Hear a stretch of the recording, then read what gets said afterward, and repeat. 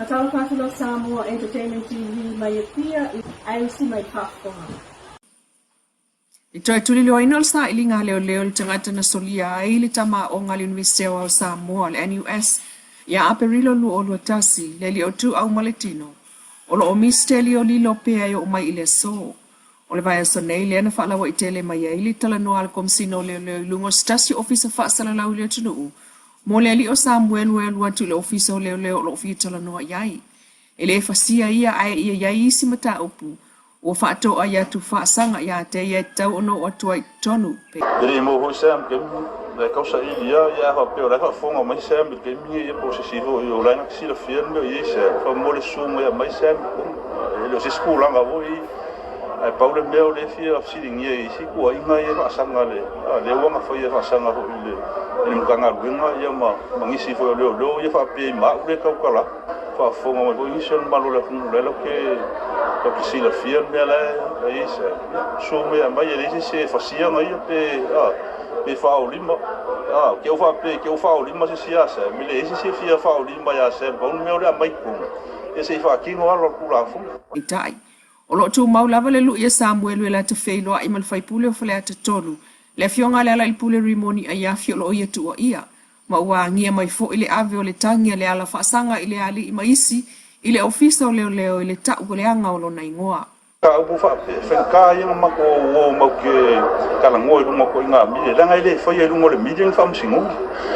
fa msingo nga ka fa lu mo fa msingo ma ma lo sa mo le kai mo ele mo fa nga o fa interview ma discuss ma yang evidence lu mo le video ele fa pe nga fa ngole ngal wenga fa le o ngal wenga fa tula fo no ma fa msingo e ma ke pui ia ka kau ga so veo kala ding foi ngi ile o la le angor ka kai everyone has a protect them rights in the constitution sa mo la lo fa vai so ele mo fai mo so mo fai ni kala ko pe ngai lu mo video ala e fa mo lo mo mai ka kai ko ia ka kai pues ya un ka ukumi e o lu mo fa msingu e o ko e mai uma video ngi ma me ko e sidi ni ai mo fa msingu le amatanga o le masina taluai na whapea mai ai le minista sa wa ai le mtanga luenga leo ile nā taimi le fionga tuala Iosefo Bonifacio ina o tātou fisilingia o le amalanga mai leo mai New Zealand whai il suesuenga.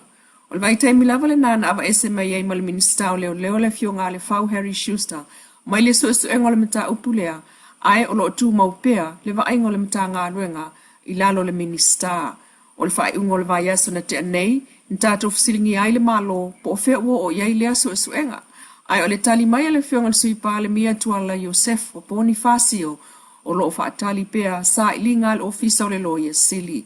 O le tali lava lea e tasi, le ana tu ina mai el komsino leo, au apa au longo i Gino Filippo, i le savalia ai nei le tolu tausanga o le neimta upu.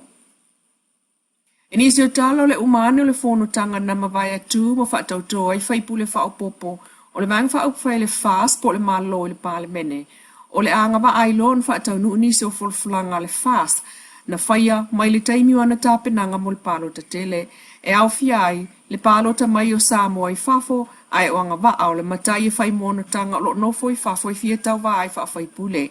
E pe o na whautua i nā ia li potel komite whaapale mene le suia o nā ia inga, sasa wai i le tolu tausanga, ma le tolu se lau ma lima so le lua se lau fast furuaso, ma le awai i le 5% o fono nu e whai se matai, vanga na ai matai, o lo umia ngā rue ngā malo i fafo. Mo le mawina le palo tele lu o lua tasi na fia isi matai sa fia tau vā, i nā tū la fono, ma ave ai o stasi o vaenga tā u o suinga na fola le malo o tūla i mai nei. Ina ua tātou fisilingia se tau nuunga o leisi folfolanga mo le palo ta mai o Samoa i fafo, sa nol minsta ka peneta, o lo lava le teimi e tāpenai le nā wha mai o le tūlanga e au o na whaatau nuu, mo leisi palo ta tele o lumana i nei.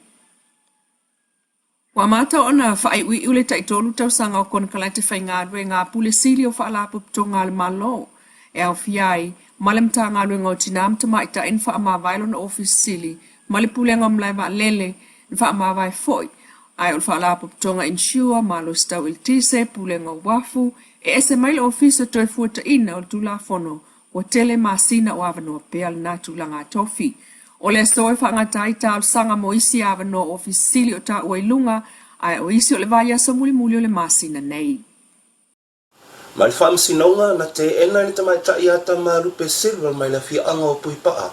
Molianga e ono leo leo e whaasanga i a te ia.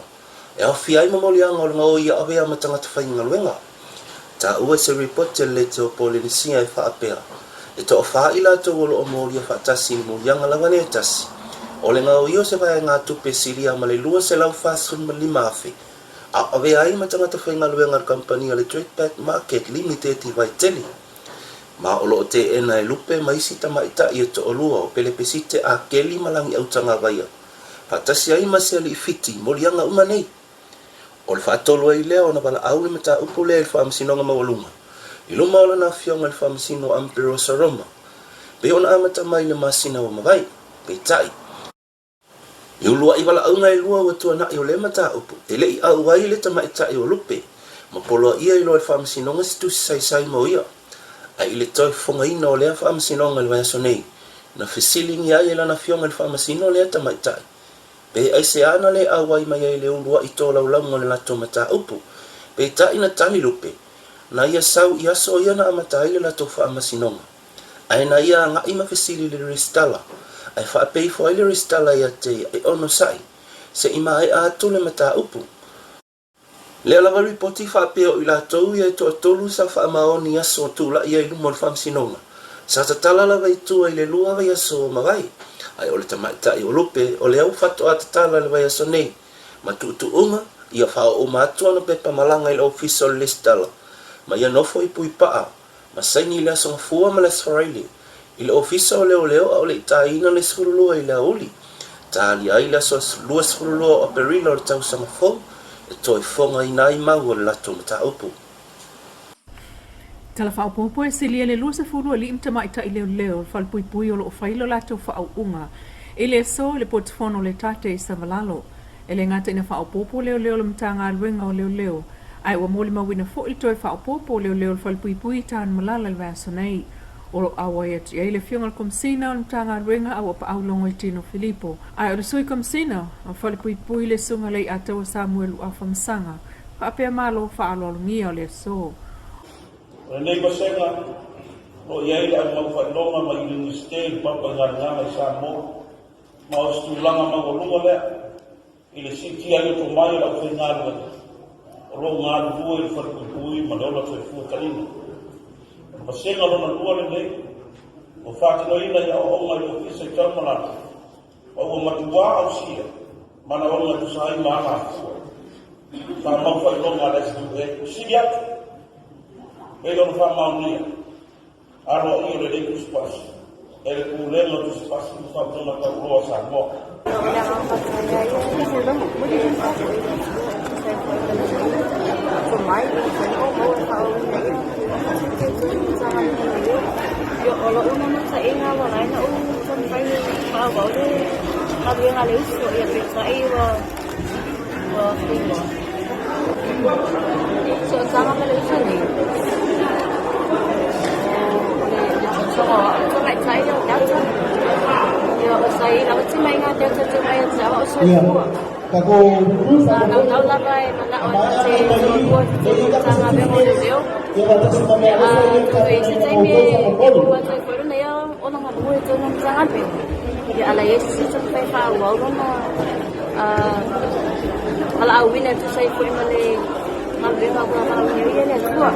O le toe tului o leo leo, o le whalpuipui tan malala e na lo whaasolo i lunga lea whai o pāngota.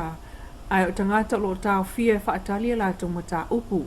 O lo numero silia peali i na i lota mai tai pe tai. I por kalame wha solo ma wha awau mo pāngota o pāsia la tau a mio e whaasolo ane le ngau singo o loa e tua iai ngā ruinga e tausi ai i la tau pe a o ina toi fo i tua pe mangalo. E o mai nea iai pāngota o lo whai la tau teo ngā tupe, mai o lo ngaosi, ma whaatau, o lo whaanganga, mo le teimi e mangalo ai. A sile lus fu leo leo whaapopo leo whaau i lea so sa no le whionga komsina au longa i tino Filipo, o le awha awhai ngofia i foi, ngā ruenga whaatino al pulenga. Walau so tua isa vai sulu le file mu mo le wha moe moe ta amilo inu o le motu, ina ua mai a mai vaenga I saute o le motua upolu I le nei vai aso.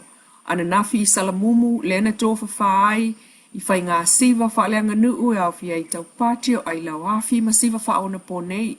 O siva uma e yailo na sotanga I le au o tau avea. I le taimile nei o le tete e atu I sa wanga o tinama whanau. Na whaftai ai le whawhia ngainga I a sua monanu. Male e ka le sia me tisi I salamumu tai. Mo le tali ngā malo ai o le whala tonga. Ati na e malo au whaatasi le UNDP le whaatupeina o le whaamoemoe.